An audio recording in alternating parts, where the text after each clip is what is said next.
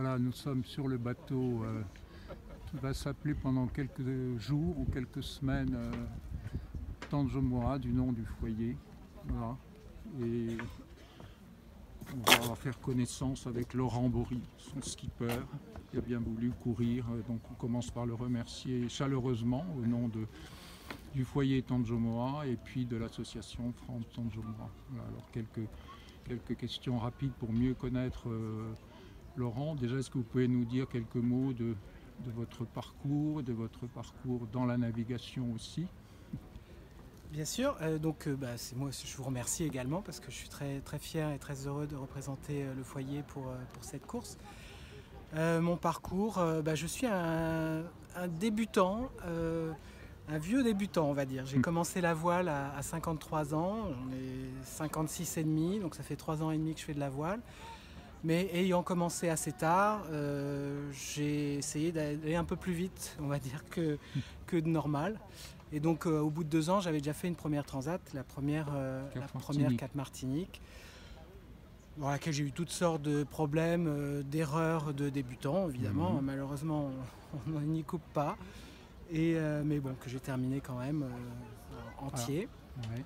Et de c'est métier. Indiscret de vous demander à quelle place ou... Alors en temps réel, j'étais pas dernier, j'étais avant-dernier. Ouais. J'ai mis 25 jours. Ouais. J'ai fait un mauvais routage après Madère, je me suis retrouvé dans du vent, sans vent pendant 2 jours, donc j'étais à l'arrêt alors que tous les autres passaient, un peu plus au sud. Et donc j'ai mis 25 jours, bon, ce qui est quand même correct. Et après, il y a un classement en temps compensé. Voilà, il y a un classement des jauges. Temps compensé parce que chaque bateau a un rating en fonction de ses caractéristiques. Et donc voilà, j'ai fini dernier, mais il y en avait d'autres derrière qui n'étaient pas arrivés. Donc, voilà, mais c'est pas grave, les derniers sont les premiers. Et cette fois-ci, j'espère quand même faire quelques jours de moins. Mon objectif, c'est de faire dans 21-22 jours. Et d'être, on va dire, dans la première moitié du classement. Ouais. Là, avec la courbe d'apprentissage, ça va forcément être meilleur. Voilà, il y a des erreurs que je ne ferai plus, j'espère. D'accord. C'est le but. Et donc une météo, d'après ce qu'on a entendu dire, moyenne, enfin en termes de force de vent. Qui va être calme au début, une traversée du golfe de Gascogne raisonnable, et puis par contre qui va s'accélérer et grossir fortement entre le Cap Finistère et la descente du Portugal. Et après, on a toute une zone, alors c'est un peu difficile parce qu'évidemment c'est dans une semaine, une zone un peu compliquée entre les Canaries et Madère avant de pouvoir attraper les alizés. Voilà. Donc je pense que la grande difficulté météo du parcours, ça va être entre Madère et les Canaries, arriver à prendre les alizés le premier au travers d'une zone un peu calme, d'anticyclonique. D'accord. Est-ce que vous pouvez nous dire 2 mots de votre bateau aussi, ses caractéristiques Donc le bateau, c'est un Figaro 2 de Beneteau. C'était le bateau de la classe Figaro, donc de la solitaire du Figaro, jusqu'en 2018 ou 20, je ne sais plus exactement. Ça fait 3-4 ans que ce n'est plus le cas.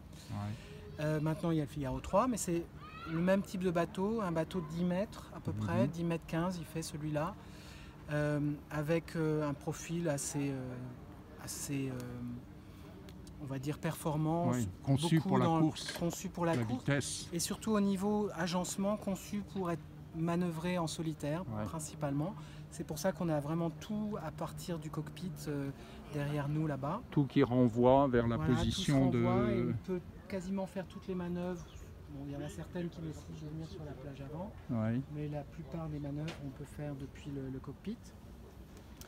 Oui, parce que c'est un choix important que vous faites aussi. On a compris donc cette année, il y a pile 100 marins qui vont prendre le large. Et là, il y a 40 bateaux où il y a deux marins et 20 bateaux seulement, dont le vôtre, le skipper est tout seul. Donc ça, c'est un choix de... Vous préférez naviguer seul ou ça Alors se trouve comme ça? j'aime beaucoup naviguer avec mon coéquipier habituel, qui est un jeune de 30 ans, avec lequel je m'entends très bien. Et c'est vrai qu'une transat, pour moi, c'est une espèce d'aventure et je sais pas, je trouve que c'est vraiment quelque chose qui se fait tout seul. Bon, c'est aussi que j'ai peur de rien, alors voilà, donc ça aide, parce que c'est vrai qu'il y a des gens qui appréhendent un peu, mais moi j'aime bien les nuits en mer tout seul, sous la voûte étoilée, c'est Propice fantastique. à la méditation. Voilà, on a... Non, mais c'est vrai, hein, c'est partir pour 3-4 semaines de réflexion, de calme.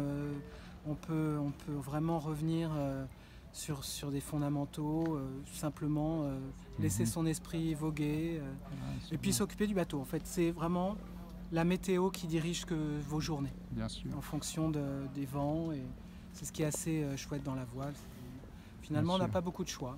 Et dernière question, alors à propos, je reviens au foyer Tanjomois, donc que vous avez découvert grâce à Pascal Ververde, qui est donc la mère d'anciens coopérants. Nous-mêmes, on a eu des enfants d'ailleurs qui ont été coopérants là-bas, aux côtés du père Emmerich. Et donc c'est une œuvre qui vous a séduite. Oui, m'a touché très rapidement. Dès que j'ai un peu regardé sur le site ce que faisait le foyer, ça m'a à la fois fasciné, émerveillé de cette dédicace, comment dire, j'avais le mot en anglais. Cette attention voilà, à la fois aux gens qui sont moins favorisés que nous, et aussi pour aider à désenclaver des villages et puis des situations parfois un peu délicates. Et puis surtout l'aspect éducatif, je trouvais très, très intéressant. Et puis il y a un tel débauche de sourire dans toutes les photos. C'est vraiment un bonheur de voir ça. Okay. Et puis j'espère peut-être un jour aller visiter le foyer. C'est mon souhait. Vous attendre sûrement avec joie. Bien sûr.